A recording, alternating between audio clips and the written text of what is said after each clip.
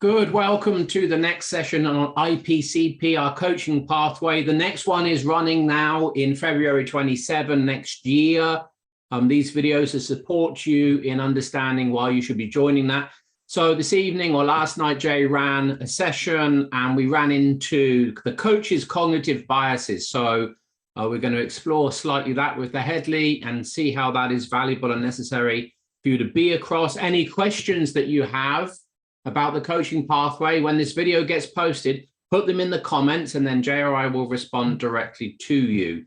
So Jay, cognitive biases from the coach perspective, what are you discovering? Not so much what I'm discovering. I've known that the coach needs to do the work to get their stuff out the way. Otherwise, that's going to get projected upon the client. What the cohort is really starting to realize is how prevalent that is without the work. It's a bit like trying to understand a book by reading the first chapter. You can't understand the whole book. You can't go deeply into it. So a lot of coaches think they know themselves.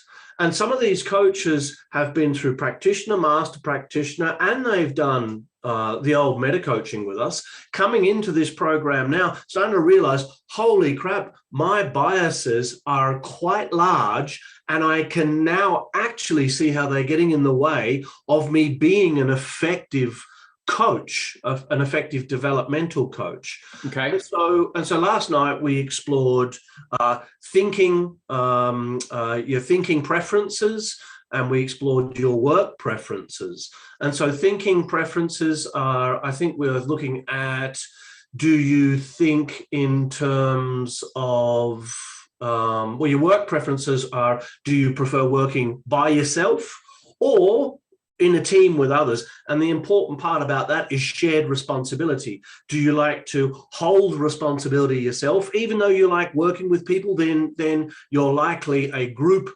worker than a team worker. If you like working with people and sharing responsibility, then you're definitely a team worker. And if you like to hold responsibility to yourself and you prefer to get things done on your own, then you're definitely individual.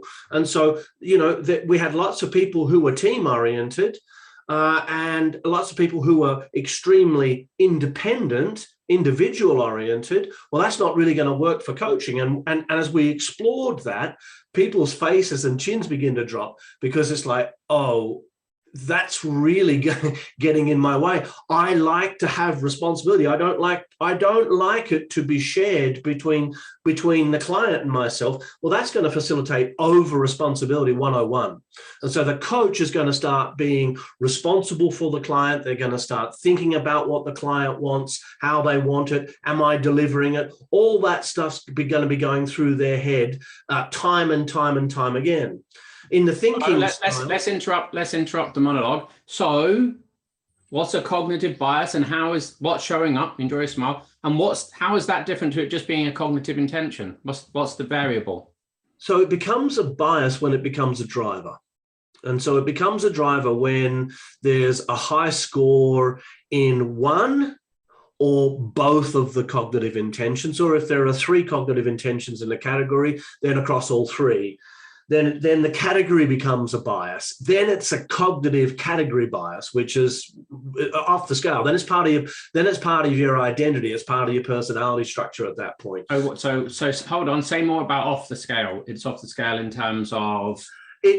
So an example in perspectives. One person in the group had 90% first person, 95% second person, 100% third person. Right. That means that perspectives are now part of their identity. I said, tell me about how perspectives are part of your identity. She said, all I talk about is perspectives. I live, I dream, I think about perspectives. I'm constantly correcting people's language. It's like it's part of her identity. That's why it's so strong across the category. So the whole category becomes a driver. How does that play out as a bias for that student particularly, without going into who that was? because they'll be constantly just coming back to perspectives. They won't be referencing anything else other than perspectives. They won't be referencing cognitive biases. They won't be referencing beliefs. They won't be referencing values. They'll just go, this is a perspective problem, because that's all there is. It's like tunnel vision. And so suddenly, well, that's your perspective, in his or her relationships, primary relationships. Well, that's your perspective, sweetheart. It's not my perspective. Can you hear how subjective that is? They're getting into arguments over whose perspective it is, because it's part of the identity structure now. Yeah. And so the bias is what, though? The bias is a category bias. Right.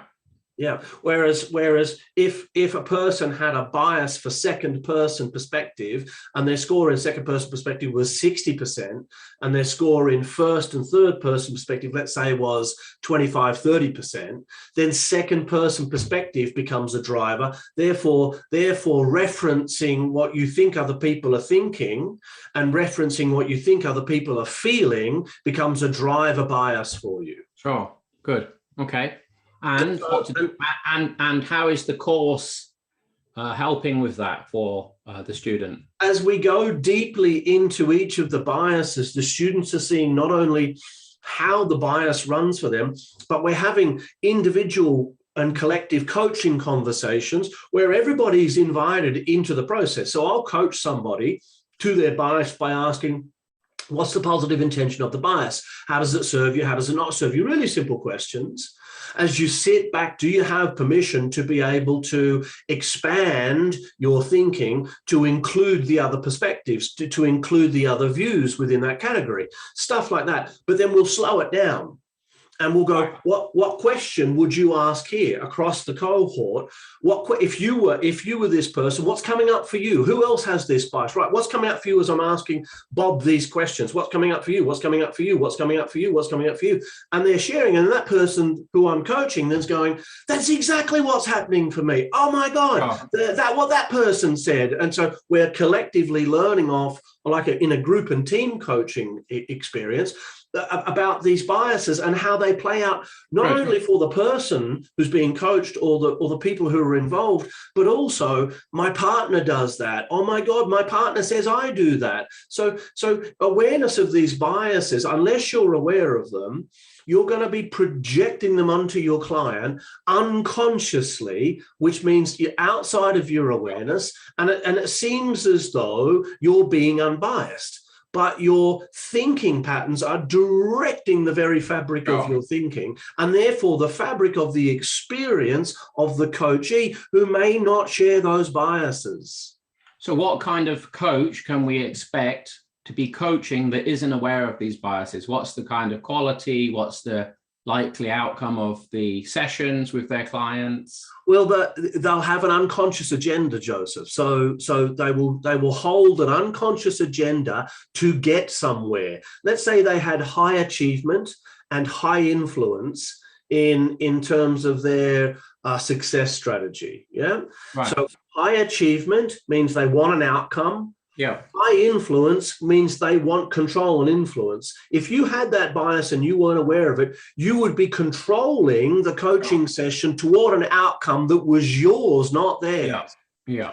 And you're not even going to know you're doing it. Yeah. And so I did it. A client once stood up at the end of a coaching session. He looked at me and he said, "Stop trying so fucking hard." Right. He left and never came back. It was the lesson for me that I was holding an agenda. It took me about 2 years to see it, but as I just held on to that, held on to it, it came to me like, that's what was going on. Here's me driving the session with my biases. That kind of thing's going to happen. So as you can hear from our sharing here, we're very keen and we are very invested in making sure that as a coach, and particularly as an accredited coaching room coach, you're across a really clean, pure, and systemic approach to coaching. If that interests you, drop your questions in the comment section, or just really easy, come book on the course for next year, see Harriet. That's it from us. Till next time.